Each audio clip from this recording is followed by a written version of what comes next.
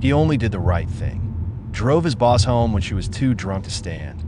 But the next morning, when she came downstairs wearing clothes that weren't hers, one phone call changed everything. For a black man, a single father, there's no room for misunderstanding. One wrong word from her could cost him his job, his reputation, his daughter's. Oh, what did she do that morning? And why did it almost destroy his life? His name was Marcus Rivera, 41 years old, born and raised in San Antonio, Texas, in a neighborhood where men like him learned early that the world didn't give second chances. His mother had worked 2 jobs to keep the lights on. His father had left when Marcus was 9. So from the time he was a teenager, Marcus understood one thing clearly. You had to be twice as careful, twice as clean, twice as invisible just to be treated like you belonged. That he had one daughter, Sophia, 8 years old, with big brown eyes and a laugh that could fill a whole room. Sophia was everything to him. She was the reason he woke up early, the reason he stayed late at work, the reason he never complained, never made waves, never gave anyone a reason to look at him sideways. For 7 years, Marcus had worked at Greystone Financial in Houston. He wasn't the loudest voice in the room, but he was always the most prepared, always the most reliable, always the one people counted on. Even when they forgot to say thank you, he had built something real. Slowly, carefully, brick by brick, and he was not going to let one night tear it all down. The night it all started was supposed to be simple. The company's end-of-year party was held at a restaurant downtown. Nice place, white tablecloths, the kind of place Marcus would never choose for himself. He had learned to dress for these events, smile at the right people, shake the right hands, stay long enough to be noticed, but leave before anything complicated happened. He had exactly one plan for that night. Show his face for 1 hour, then drive 15 miles across Houston to sit in the front row of Sophia's school play. She had reminded him every single day for 2 weeks straight. "Poppy, you have to come. You have to sit right in front so I can see you." And he had promised, the way he always promised, because breaking a promise to Sophia was something Marcus Rivera simply did not do. He checked his watch. 6:45. He needed to leave in 15 minutes. He was already reaching for his coat when he looked across the room and saw her, his boss, Diana Morales, director of the department, 52 years old, a woman who had spent 20 years building a reputation for being sharp, composed, and completely in control. But tonight, Diana was none of those things. She was drunk, not a little, not just tired, drunk in a way that makes people look away and pretend they didn't see. Her glass was tilting in her hand. Her eyes were glassy, and no one around her was doing a single thing about it. Marcus stood still and felt a decision forming in his chest before his mind even caught up. Marcus had heard the whispers around the office that Diana's husband had left her 3 months before. 20 years of marriage gone. He had walked out for someone younger and never looked back. Nobody talked about it directly, of course. This was corporate America. People smiled at Diana in meetings and then whispered in the break room. Marcus had never been part of those conversations. He kept to himself. He did his work. He respected her position, even on the days when she was hard to read. But tonight, watching her reach for another glass of wine she clearly didn't need, Marcus saw something he hadn't expected to see in Diana Morales. He saw a woman who was falling apart. Her purse slipped off her shoulder and crashed to the floor. The contents scattered everywhere. Lipstick, receipts, her wallet, a small compact mirror, all of it rolling across the polished marble. She dropped to her knees to gather it all. Her hand was shaking. When she tried to stand back up, she nearly fell down. A waiter rushed over. "Ma'am, can I help you?" "I'm fine," she said. The words were slurred. Nobody believed them. Marcus scanned the room. The senior managers had all quietly moved to the far end of the restaurant. The junior staff were staring at their drinks. Nobody was going to help her. He looked at the door. He looked at his watch. 6:52. Sophia was going on stage in just over an hour. He had every reason in the world to walk out that door and never look back. But Marcus Rivera stayed. He stood frozen at that door for what felt like a long time. His car keys were already in his hand. His coat was over his arm. All he had to do was take 3 more steps and push through that glass door. But he watched Diana searching through her purse again and again, opening the same pockets, finding nothing. Her phone screen was dark, dead battery, and her keys, wherever they were, she clearly couldn't find them. Marcus thought about what would happen if he walked away. Diana would eventually stumble out of that restaurant alone, in that condition, without a phone, without her keys, without anyone knowing where she went. And he thought about what would happen if he stayed at a black man, a subordinate, taking his drunk, white female boss somewhere private. He had spent 38 years learning to read rooms exactly like this one. He knew how stories got started. He knew how quickly a good man's reputation could be turned into something ugly by people who weren't even in the room.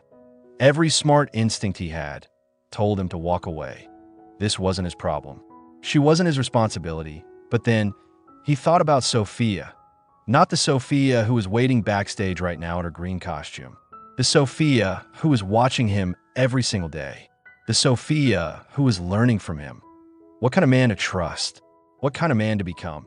And Marcus turned around. He walked back to where Diana was still swaying on her feet. And he said quietly, "Ms. Morales, do you have someone I can call?"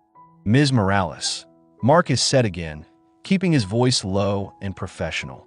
"Is there someone I can call for you? Family? A friend?" Diana looked up at him. It took her a second to focus. "Marcus, why are you still here? Do you have someone I can call?" She shook her head slowly, then winced like the movement hurt. "My sister is in Dallas. My phone is dead. What about your address? I can get you a cab." She stared at him. Then a short, hollow laugh, almost like a sob. "I just moved last week. I don't remember the new address. It's in my phone, which is dead." She laughed again. "God, I am pathetic."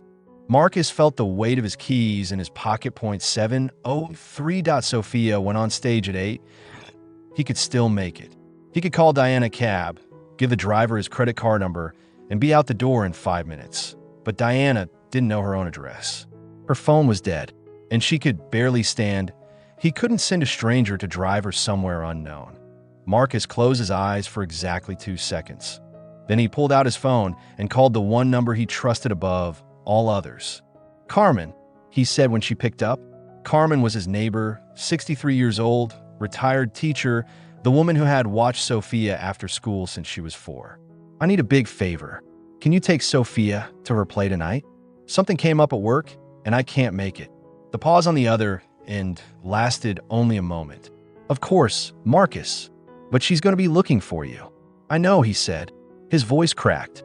"Just tell her I love her." Marcus ended the call and turned back to Diana. "Okay," he said quietly. "I'm going to take you somewhere safe." He guided her toward the door, one hand on her arm to keep her steady. Her heels clicked unevenly on the floor. Outside, the night air was cool, and Diana seemed to become slightly more aware of her surroundings, blinking as they reached his car. The drive took about 25 minutes. Halfway there, Diana suddenly grabbed his arm. "Pull over," she gasped. "Now!" Marcus pulled to the side of the road just in time.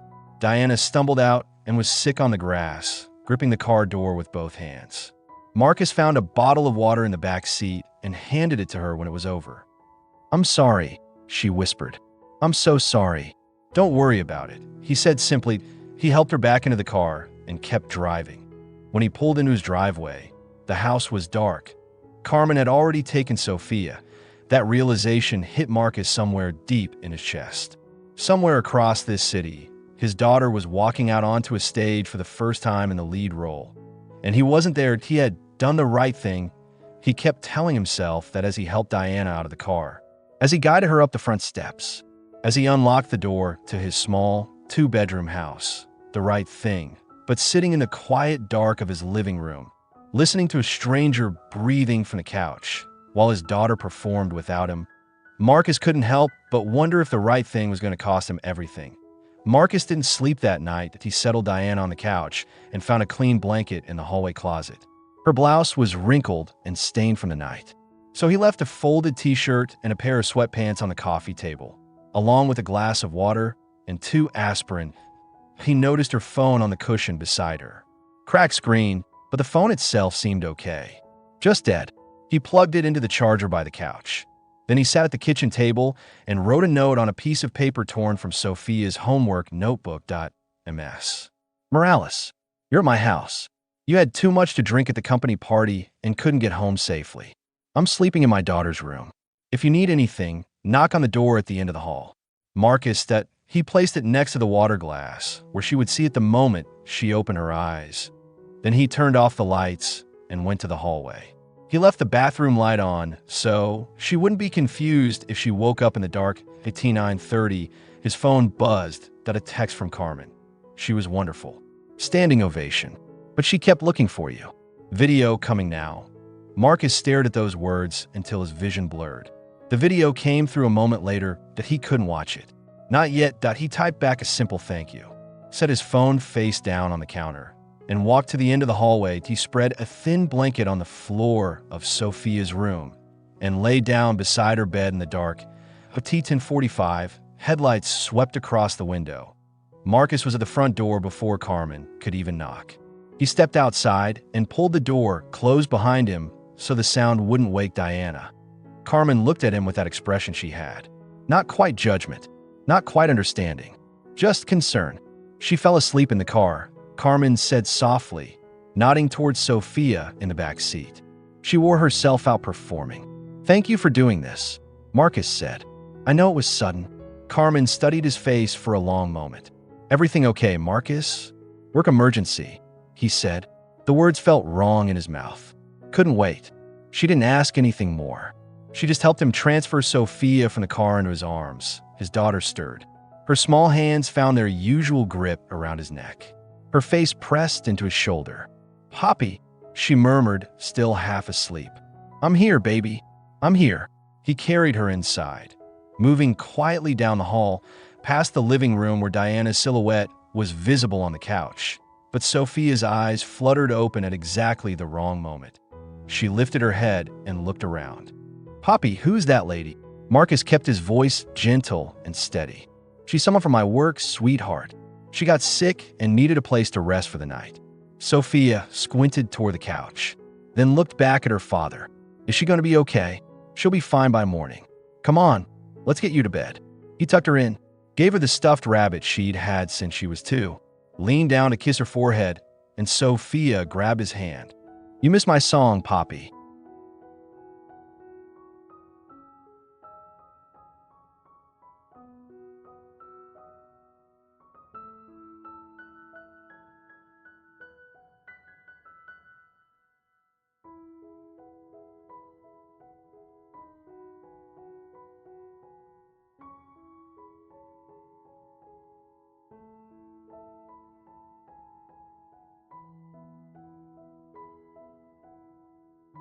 You miss my song, Poppy.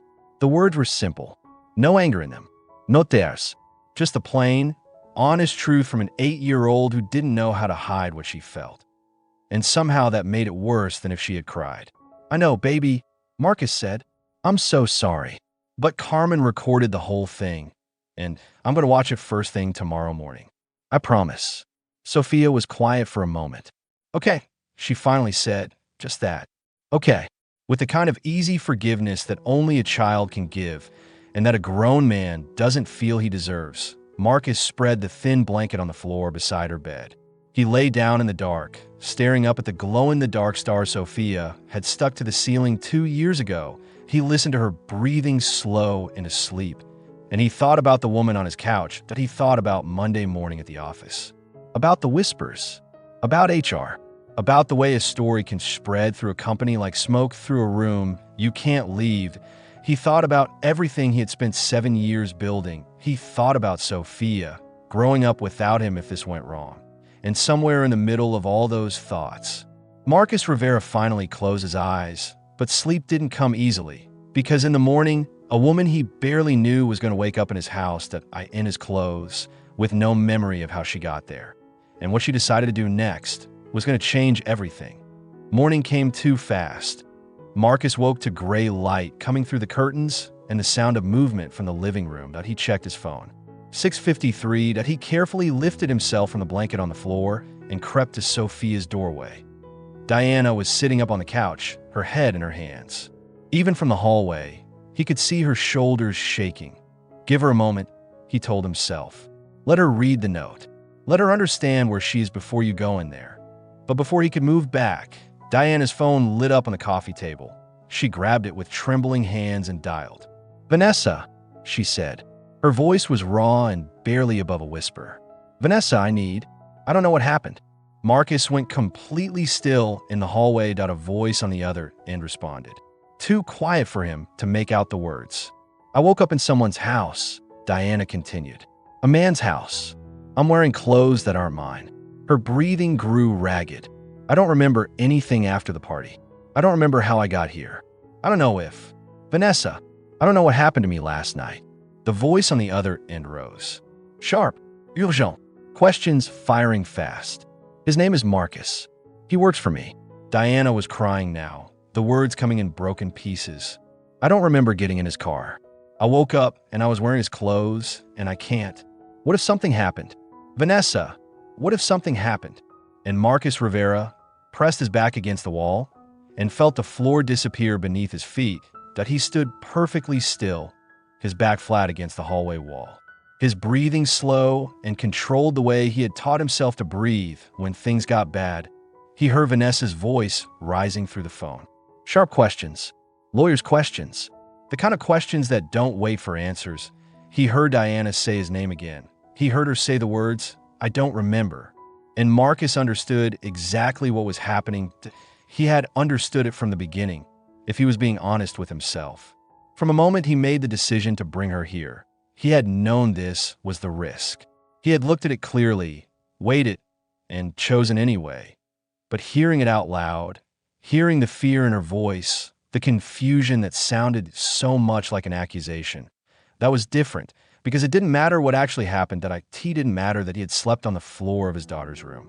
It didn't matter that he had left a note and water and aspirin and charged her phone. It didn't matter that he had called Carmen and sacrificed Sophia's play and done everything a decent person was supposed to do. What mattered was the story. And right now, in that living room, Diana Morales was telling a story to a black man. Her subordinate, her drunk body in his house, his clothes on her back, her memory. Gonti had no control over that story. Marcus heard Vanessa say something sharp and definitive. He heard Diana hesitate. And then he heard the word that turned his blood cold. Police. Police. That single word landed in Marcus's chest like a stone dropped in still water. He heard Diana respond, her voice uncertain. "I don't know if I should do that. I don't know if anything actually happened. I can't remember. Vanessa, I can't remember." Marcus stood in the hallway and did not move. He thought about the officers arriving at his door, about the questions, about the look on the neighbors' faces, about what it would mean for his job, his reputation, his daughter. And he thought about Sophia watching from a doorway. She was too small to see over. He thought about 7 years of perfect attendance, impeccable work, never late, never complained, never gave anyone a single reason to question his character. All of it balanced on a razor's edge. And then, Poppy. Marcus turned. Sophia was standing in the doorway of her room, hair messy, eyes barely open, clutching the stuffed rabbit. "Good morning, sweetheart," he said quietly, fighting to keep his voice steady. "Let's get you some breakfast. Nice and quiet, okay? Our guest is still waking up." But Sophia had already spotted Diana through the living room doorway. Before Marcus could say another word, she padded down the hall on her bare feet and walked straight into the living room. "Are you feeling better today, ma'am?" Diana looked up, startled, the phone still pressed her ear. Her eyes red and swollen, mascara darkening her cheeks. She just stared at the little girl standing in front of her. Sophia tilted her head to one side the way she always did when she was thinking hard about something. "My poppy says you were sick last night," she said. "My poppy makes really good soup when I'm sick. Do you want her to make you some?" Diana's eyes moved slowly from Sophia to Marcus, who had followed his daughter into the living room. Something shifted in Diana's expression, confusion, then a kind of calculation, then something else that Marcus couldn't read yet. "Vanessa," Diana said into the phone. "Hold on." She lowered it and looked at Marcus. "You have a daughter?" "Yes." He put his hands gently on Sophia's shoulders, not pulling her behind him like a shield, just steadying himself. "This is Sophia." "I'm 8, Sophia added helpfully. "I was in a play last night. Poppy couldn't come because he was helping you." The words landed in the room like something fragile being set down on a table. Diana looked at Sophia for a long moment. Then she looked around, as if truly seeing the house for the first time. The small living room decorated with Sophia's drawings. The refrigerator covered in school photos. The stack of picture books on the coffee table. The crayon artwork on every surface. Then her eyes dropped to the coffee table. The note. She picked it up slowly and read it. Her lips moved slightly with the words. Then she set the phone down without saying goodbye to Vanessa. She looked up at Marcus, and her voice, when it finally came, was very quiet. "Marcus, I need to ask you something, and I need you to tell me the truth. Last night, did we?" She couldn't finish the sentence. She didn't need to. Marcus held her gaze. His voice came out steady, even though every muscle in his body was tense. "No," he said. "Nothing happened." He took a slow breath and told her everything. How she had knocked over her purse at the party. How no one would help her. How her phone was dead and she couldn't remember her new address. How he had called Carmen to take Sophia to the play. How he had driven Diana here because there was nowhere else he could keep her safe. He pointed to the couch. He pointed to the note. He pointed to the phone still plugged into the charger by the wall. "I left the clothes because your dress was ruined," he said. "I left the water and the aspirin for when you woke up. I wrote the note so you wouldn't be frightened. And I slept on the floor of my daughter's bedroom." He paused. "That's everything. That's the whole story." Diana stared at him. She was searching his face the way people do when they're looking for a crack, a flinch, something that doesn't line up. She found nothing because there was nothing to find. After a long silence, she said quietly, "Why? Why did you help me? You could have just left. Everyone else did." Marcus looked at Sophia, who was sitting on the edge of the couch now, watching both of them with wide, serious eyes. "Because my daughter is always watching," he said, "even when she's not in the room." Diana was quiet for a long moment after that. She held the note in both hands. She looked at it, then at Sophia, then back at Marcus. "I need a minute," she said softly. Marcus nodded. He took Sophia's hand and led her toward the kitchen. "Come on, Mija. Let's make some breakfast." Behind him, he heard Diana pick up her phone again, but she didn't dial right away. That he could hear her just sitting there, breathing, thinking. Marcus stood at the kitchen counter and poured cereal into a bowl for Sophia. His hands were not quite steady. From the other room came the sound of slow footsteps. Diana had stood up. He could hear her moving through the house. That he knew what she was seeing. The refrigerator, covered in Sophia's artwork. Crayon drawings of suns and houses and stick figures holding hands. Report cards with gold stars. A photo of Marcus and Sophia at the San Antonio River walk. Both of them laughing, both of them squinting into the sun. The hallway bookshelf. Picture books stacked sideways and upright. A school science project about butterflies made with cotton balls and pipe cleaners. And at the end of the hall, the open door to Sophia's room. The thin blanket still spread on the floor, exactly where he said he had slept. Marcus heard Diana stop walking. He heard her exhale slowly, and then she appeared in the kitchen doorway. Her eyes were red, but the panic that had been in them before was gone. What replaced it looked something like shame. "I need to make a phone call," Diana said quietly. "And then I think we should talk." She stepped back into the living room, and Marcus heard her dial. "Vanessa." Her voice was different now, clearer, steadier. "I need you to listen to me." A pause. "I remember what happened. And nothing happened. He helped me get home safely when no one else would. That's all." Marcus couldn't hear Vanessa's response, but he could imagine it. The doubt. The lawyer's instinct. The protective force of a best friend who wasn't there and doesn't trust what she can't see. "I'm sure," Diana said, her voice firmer now. "Vanessa, listen. He has an 8-year-old daughter. He missed her school play last night. Her first lead role, because he was making sure I was safe. He slept on the floor of her bedroom. He left me a note so I wouldn't be scared when I woke up. He plugged in my phone so I could call for help." A pause. "And I almost," her voice cracked, "I almost destroyed his life because I was too panicked to think straight." Another silence on the other end. Shorter this time. "Yes, I'm positive. No, I'm not being pressured." "Vanessa," he's standing in the kitchen right now, making breakfast for his little girl. "The only thing this man is guilty of Is being decent when he had every reason not to be. Marcus stood very still at the counter. He heard Diana say goodbye to Vanessa. He heard the call end, and then Diana appeared in the doorway again. Her eyes were red, but she wasn't crying. She was looking at him differently than she ever had before. "I owe you an apology," Diana said. "More than an apology. I don't even know if there's a word for what I owe you." Marcus set down the milk carton carefully. "You were scared. You woke up in a strange place with no memory of how you got there. That would terrify anyone." "That's not an excuse," Diana said. She shook her head slowly. "I know what could have happened. If I had said the wrong thing to Vanessa. If she had called the police before I had a chance to think clearly. I know what that could have meant for you. But you didn't. I almost did." She looked him in the eye. "And you knew I might. You knew when you made that decision. And you helped me anyway." She took a slow breath. "Why would you take that risk? Knowing everything you knew?" Marcus thought about the question. He had been asking it to himself since the moment he turned his car toward home instead of leaving her at that restaurant. "Because I couldn't live with the other choice," he said. "Because my daughter is going to grow up in this world. And I want her to believe that when someone needs help, you help them. Even when it's hard. Even when it costs you something. Even when the smart thing is to walk away." He glanced at Sophia, who was quietly eating her cereal, pretending not to listen. "I want her to believe that, because I need to believe it too." He paused. "I've spent my whole life being careful, being invisible, making sure I never give anyone a reason to doubt me. But somewhere along the way, I forgot that being good isn't just about avoiding mistakes. It's about choosing to do the right thing, even when no one would blame you for doing nothing."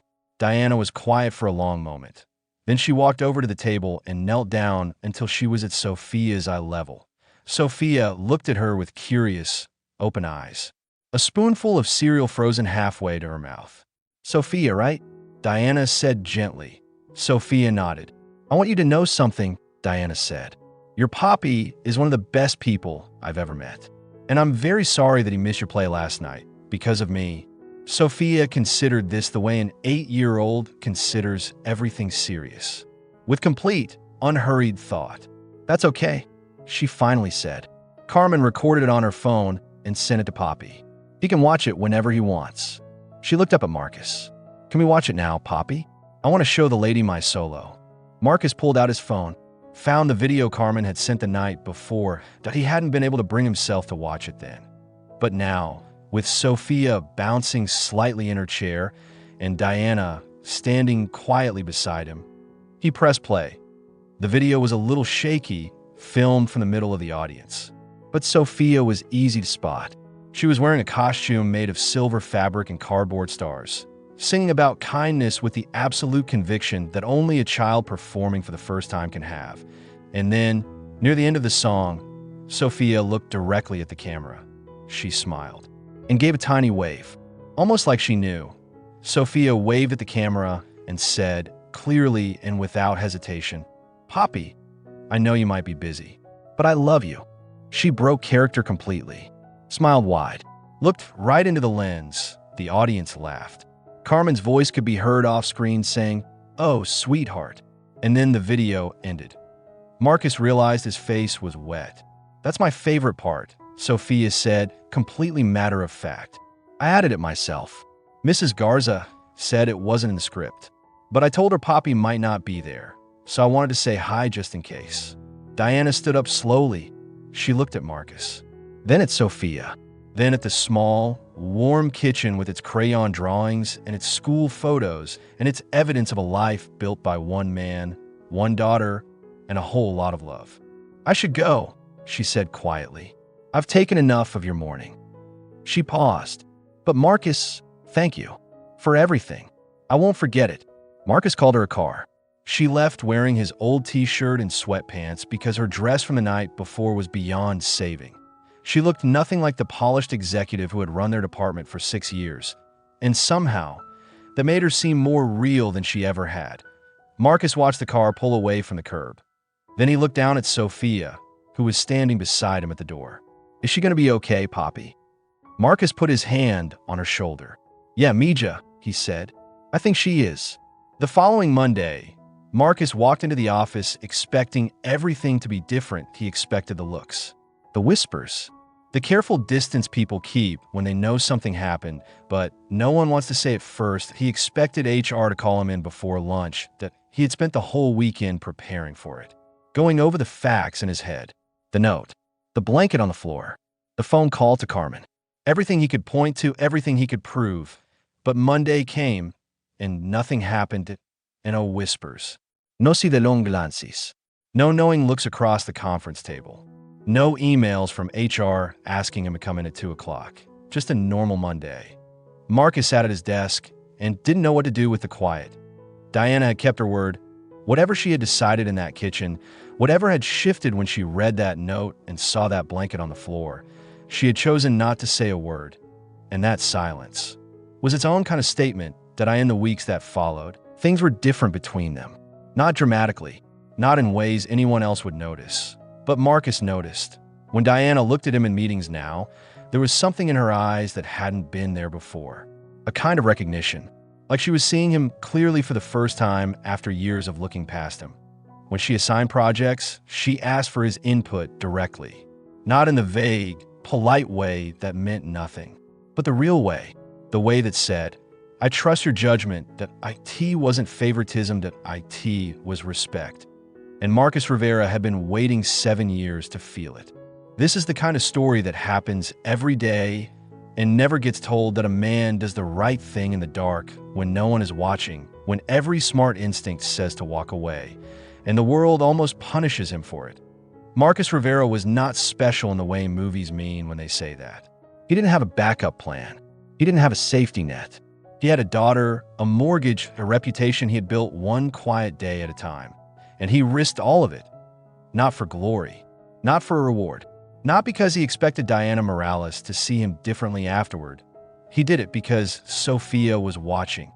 Even when she wasn't in the room, that's the thing about being a parent that nobody tells you before you become one. Your child doesn't just see what you do in front of them. They see the person you're becoming. They feel it. They carry it.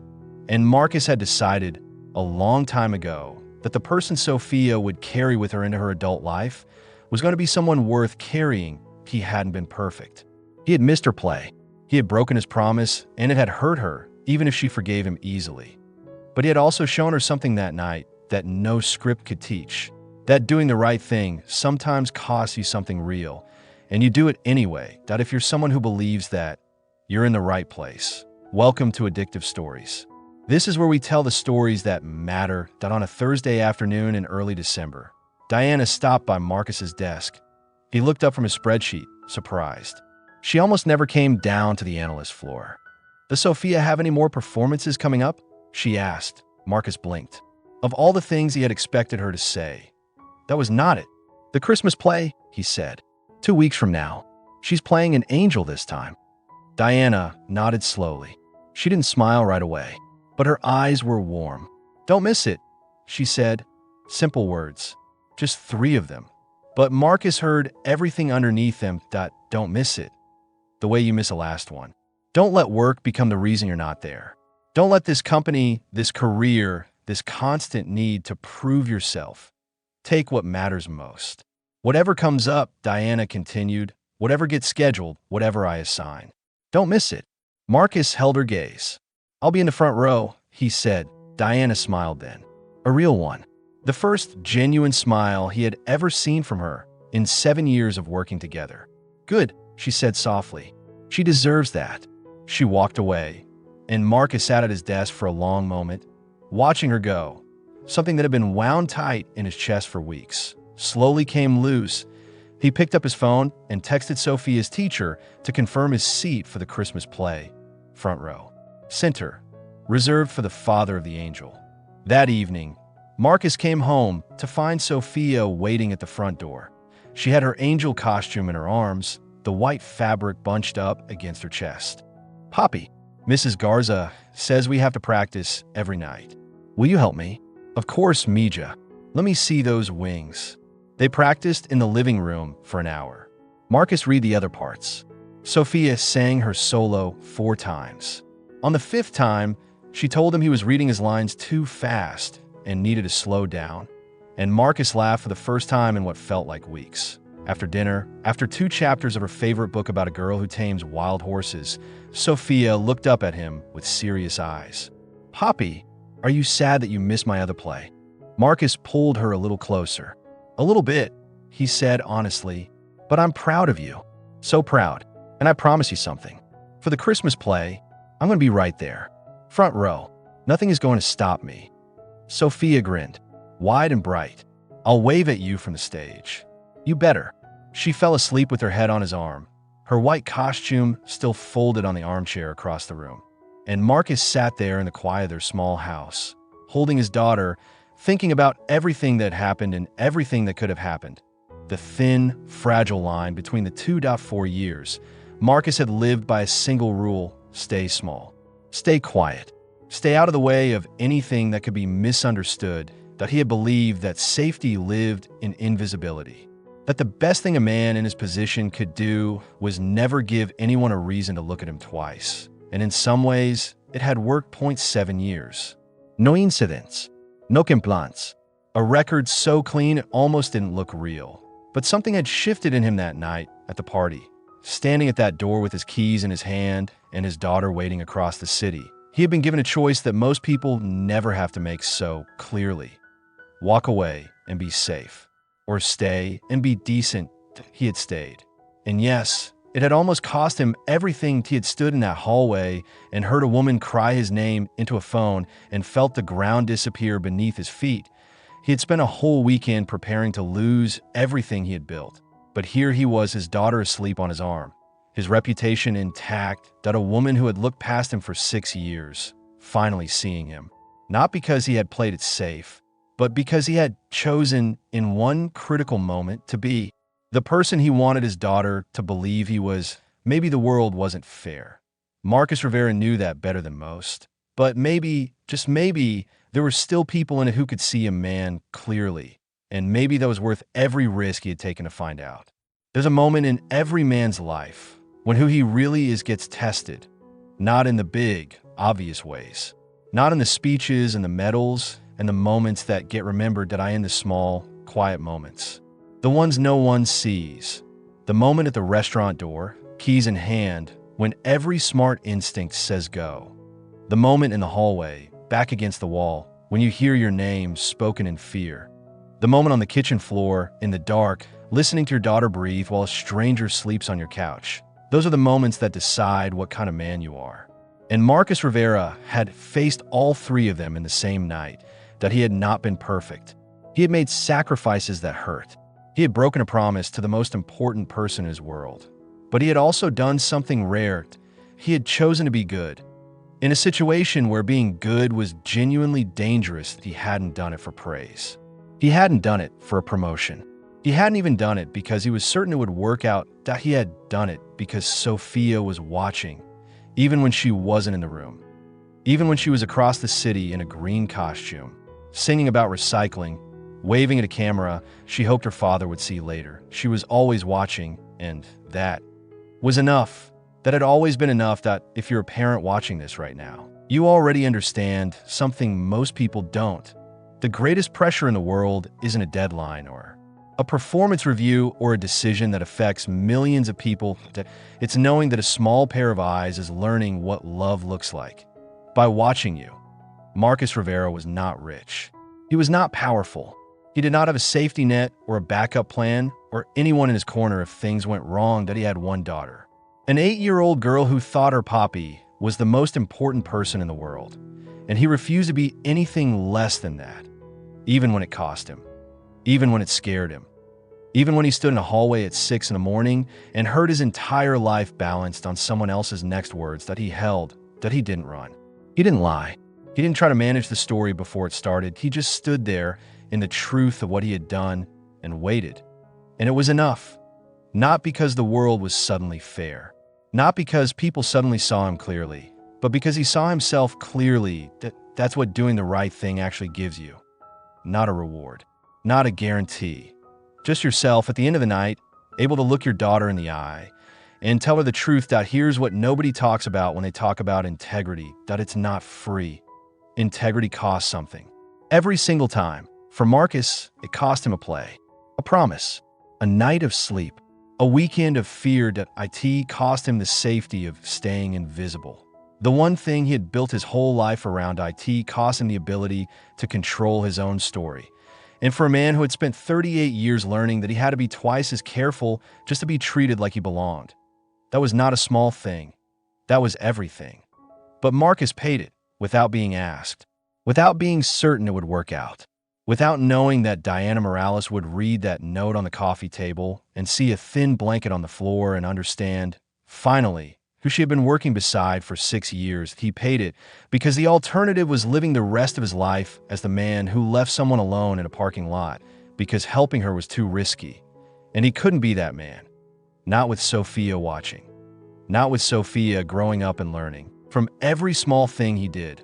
What a good man looks like. He paid the price. And when it was over, he still had himself. He still had his daughter. He still had the story he would one day be able to tell her. Not a story about being careful, a story about being brave. Sophia got her front row seat. 3 weeks after that night at the party, Marcus Rivera sat in the front row of Jefferson Elementary's Christmas play, center seat, arms folded across his chest, trying very hard not to look like he had been waiting for this moment since the day his daughter was born. The lights went down, the curtain opened, and there she was, Sophia, in her white costume and cardboard wings, standing exactly where she was supposed to stand. Shoulders back, chin up, ready.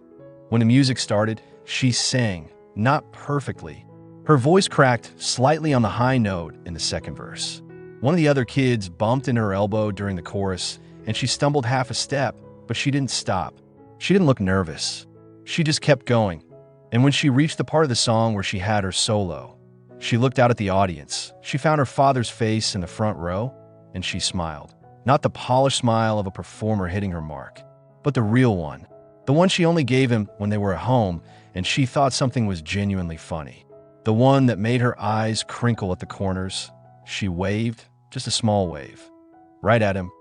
Marcus waved back, and it didn't matter that the person sitting next to him gave him a confused look. It didn't matter that it wasn't in the script. Nothing else in the world mattered. Just this. After the play, Sophia ran toward him with her wings crooked and her hair half out of its braid. She didn't slow down. She ran straight into his arms. Marcus caught her and lifted her off the ground the way he used to when she was 4, and she would launch herself off the porch steps, trusting completely that he would be there. She wrapped her arms around his neck and squeezed. "You came," she said into his shoulder. "Front row," he said. "Like I promised." She pulled back to look at him, her brown eyes searching his face the way they did when she was deciding something important. "Are you going to miss any more of my plays, Poppy?" Marcus looked at his daughter, at the cardboard wings tilting sideways off her shoulders, at the smear of silver glitter on her cheek, at the face that trusted him more than anything in the world. "No," he said, "simple, clean, no conditions." Sophia studied him for one more second. Then she nodded, like they had just signed a contract. "Okay, good." She wiggled down from his arms and grabbed his hand and started pulling him toward the refreshment table, where Carmen was standing with a cup of punch and a look on her face that said she had seen the whole thing and was very pleased with how it turned out. Marcus let himself be pulled that he looked back at the stage once, still lit from the inside, that he thought about that night. About the restaurant door, about the hallway, about the blanket on the floor, and he thought, it was worth it. People always ask the same question about stories like this. How did he know it would work out? And the honest answer is, he didn't. Marcus Rivera stood at that restaurant door and did the math as clearly as any man can. He counted the risks. He understood what a story like this could become if the wrong person told it first. He knew he might lose his job. He knew he might lose years of reputation. He knew he might lose the careful, invisible safety he had spent a lifetime constructing. He chose to help anyway. Not because he was certain of the outcome. Not because he had calculated that it would probably be fine. But because he had decided, somewhere along the line, that a life built entirely on self-protection was not a life worth building. That his daughter deserved a father who believed in something beyond just surviving. That he deserved to be that father. The world is not fair. It was not fair to Marcus that night. It had not been fair to him for 38 years. That did not change. But fairness and goodness are not the same thing. You can live in an unfair world and still choose to be good. You can know the risks and still choose to help. You can stand at the door with your keys in your hand and turn around. That's the story Marcus Rivera lived. And it's the story he's going to tell Sophia someday, when she's old enough to understand all of it, the whole story. Before we go, there's one more thing Sophia did that night. The night Marcus missed the play, Carmen told him later. Not right away. She waited until Christmas when she came over for dinner and Sophia was in the other room playing with her new art set. She told him that when Sophia walked out onto the stage, she looked at the audience first, scanning every row, moving from face to face, looking for one face in particular. She didn't find it, and she stood there for a moment in her green costume in front of all those parents and teachers and other kids' families. And then she straightened up and she sang. She sang the whole song, hit every note, didn't skip a single line.